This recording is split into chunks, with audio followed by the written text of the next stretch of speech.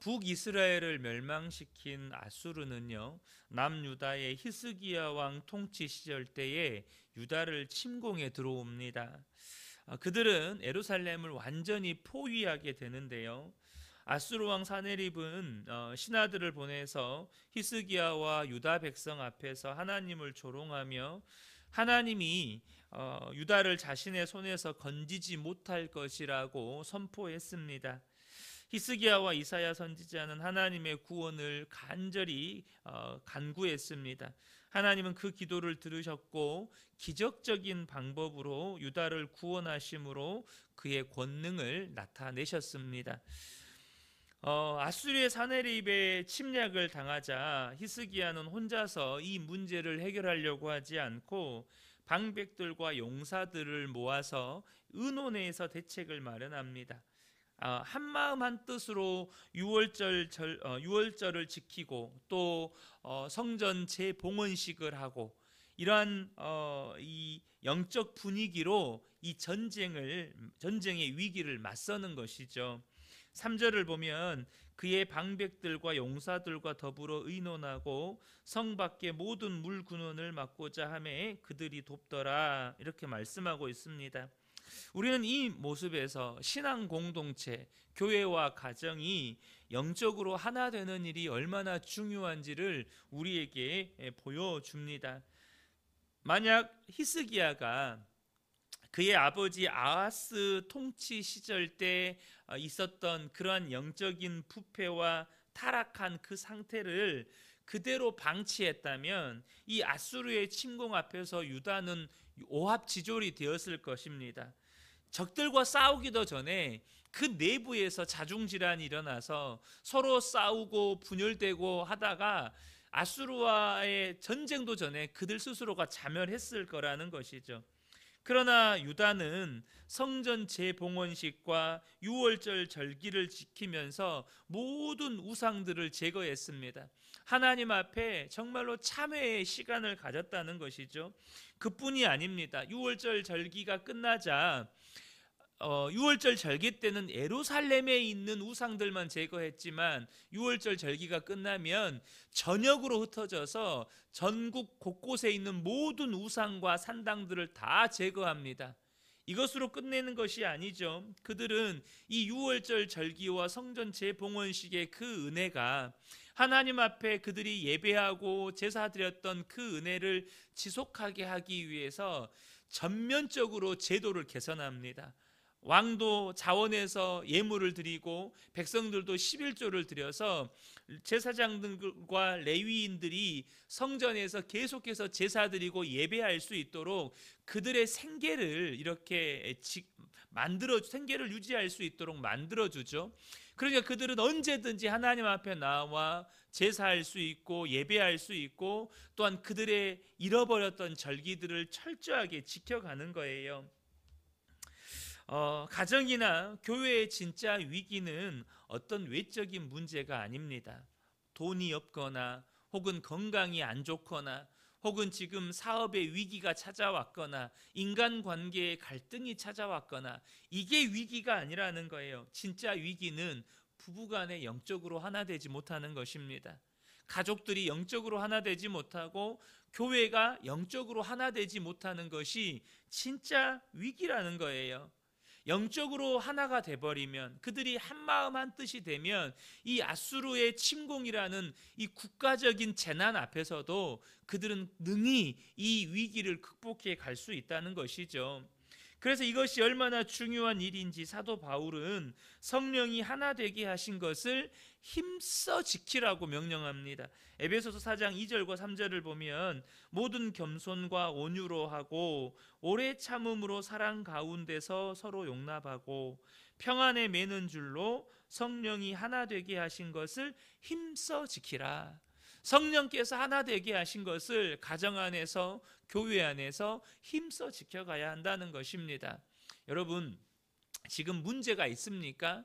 그 문제는 우리를 무너뜨리지 못합니다. 근데 진짜 위기는 가정이 하나 되지 않은 것입니다. 교회가 하나 되지 않은 거예요. 여러분, 차라리 우리가 이런 정말 본문에서도 사도 바울이 힘써 지키라고 말씀하잖아요. 만약에 여러분의 입술이 하나 되게 하는 것을 저해한다면 정말로 입을 틀어 막아서라도 여러분 그 하나됨을 힘써 지켜가는 저와 여러분 되시기를 축복합니다. 우리가 때로는 우리의 입술이 하지 말아야 할 말을 나도 모르게 내뱉게 되잖아요. 여러분 그때요 차라리 이 손으로 입을 틀어 막으세요. 하나됨을 지키는 것이 훨씬 더 중요하다는 것입니다. 내 감정 해소하는 것보다 그 문제 해결하는 것보다 여러분 하나됨이 더 중요하다는 거예요. 군사적인 대응책도 마련하지만 이 전쟁이 하나님께 속했음을 알았기 때문에 히스기야는 군대 지휘관과 백성들을 성문 앞에 모아서 하나님을 신뢰하도록 권면합니다. 7절 하반절 그리고 8절인데요. 우리와 함께 하시는 이가 그와 함께하는 자보다 크니 그와 함께하는 자는 육신의 팔이요 우리와 함께하시는 이는 우리 하나님 여호와시라. 반드시 우리를 도우시고 우리를 대신하여 싸우시리라 하며 백성이 유다 왕 히스기야의 말로 말미암아 안심하니라. 하나님이 함께 하시는 나라로서 자신들의 정체성을 확인시켜 주었고 이 전쟁을 하나님과 아수르 사이의 싸움이 되게 해야 한다고 강력하게 선포합니다. 이러한 히스기야의 선포는 영적 전쟁의 승리의 비결이 무엇인지를 우리에게 가르쳐 줍니다. 여러분 우리가 영적 전쟁을 하잖아요. 믿음의 싸움을 하잖아요. 이 믿음의 싸움을 해갈 때 정말로 중요한 두 가지가 있습니다. 첫 번째는 뭐냐 하면 나의 정체성을 분명히 하는 것입니다. 여러분은 누구입니까? 여러분 이거 분명히 하셔야 합니다. 나는 하나님의 자녀입니다. 나는 그리스도인입니다. 여러분 이걸 분명히 하셔야 돼요. 내가 누구에게 속해 있는지를 분명히 하셔야 한다는 것입니다. 여러분 앞에 있는 어떤 문제들 앞에서 이 문제는 어떤 문제인가? 이 문제를 해결하려면 뭐가 필요한가? 이 문제를 해결하려면 내가 뭘 준비하고 뭘 해야 되는가? 이거를 따지기 전에 여러분 자신이 누구인가를 분명히 하시라는 겁니다. 내가 누구인지가 분명해야 내가 해야 할 일이 분명해집니다. 당장 여러분 한국아 이런 일이 있으면 안 되겠지만 전쟁이 발발을 했어요. 그러면 여러분 내가 누구인지가 분명해져야 역할이 분명해집니다. 내가 군인이에요. 그럼 군인은 뭐예요? 총 들고 나가 싸워야 되는 거예요. 그럼 나는 민간인입니다. 민간인은 뭐예요? 피신 가야 돼요. 전쟁터에서 총 쏠 줄도 모르는 사람이 싸우겠다고 거기에서 있으면 어떻게 되죠?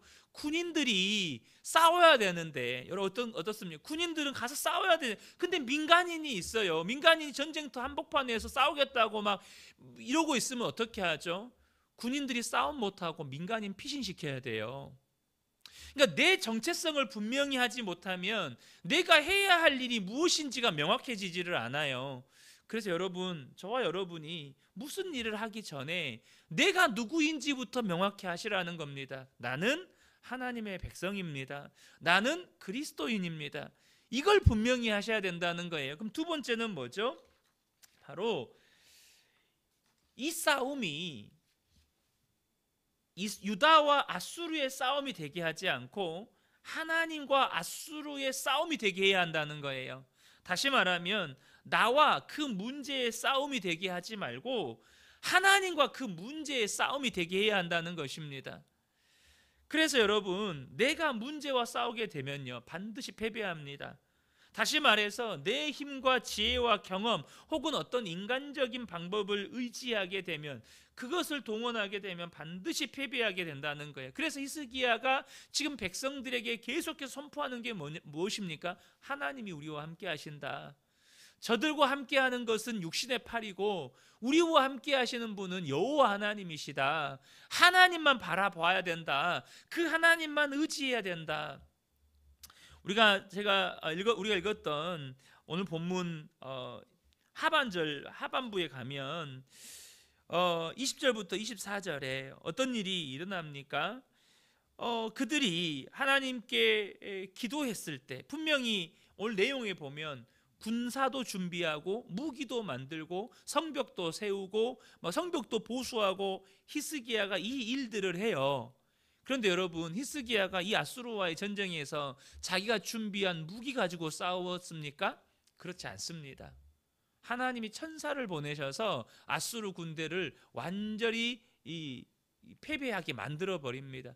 준비는 했지만 히스기야가 자신이 준비한 그 무기를 가지고 자신이 다시 세운 성벽을 의지해서 싸운 게 아니었다는 거예요. 하나님께 부르짖었고 하나님을 의지했고 하나님이 그들의 믿음을 보시고 천사를 보내서 아수르 군대를 패배하게 만들어 버리셨다는 거예요. 사랑하는 성도 여러분, 여러분 앞에 놓여 있는 문제를 가지고 여러분과 그 문제와 싸우시면 안 된다는 것입니다. 하나님이 그 문제와 싸우시게 해야 한다는 거예요. 그런데 오늘 본문을 보면 히스기야는 그렇게 하나님을 의지하면서도 자신이 해야 할 일을 지혜롭게 감당합니다. 4절과 5절에 보면 이에 백성이 많이 모여 모든 물 근원과 땅으로 흘러가는 시내를 막고 이르되 어찌 아수르 왕들이 와서 많은 물을 얻게 하리요 하고 히스기야가 힘을 내어 무너진 모든 성벽을 보수하되 망대까지 높이 쌓고 또 외성을 쌓고 다윗성의 밀로를 견고하게 하고 무기와 방패를 많이 만들고, 실제로 이 히스기야가 지하 수로를 만들어요. 그러니까 아수르 군대가 물을 얻지 못하게 하고 그 물을 예루살렘 성으로 끌어들여서 예루살렘 주민들이 그 물을 먹을 수 있도록 지하 수로를 만듭니다. 제가 실제로 이스라엘을 방문했을 때 히스기야가 만든 이 지하 수로를 직접 갔습니다. 와, 어떻게 그 지하 수로, 지금도 그 지하 수로에 한 20cm, 30cm 높이로 깨끗한 물이 흘러요. 정말 그 깨끗한 물이 흐르는데 그것이 역사적인 사실이었다는 것을 분명히 보여주는 것이죠. 여러분, 근데 하나님만을 의지한다는 것은 아무것도 의지하지 않고 아무것도 하지 않고 마냥 기다리기만 한다는 뜻이 아닙니다. 히스기야와 백성은 이 성 밖의 물 근원을 차단해서 아수르 군대가 물을 얻지 못하도록 만들었고, 성벽을 쌓고 보수했고, 무기를 만들고 지휘관을 세웠습니다. 자신이 해야 할 도리는 다 하는 거예요. 그러나 하나님의 처분을 기다리는 것입니다. 여기서 중요한 게 있어요. 내가 해야 할 도리라는 것이 때로는 너무 버거울 때가 있어요.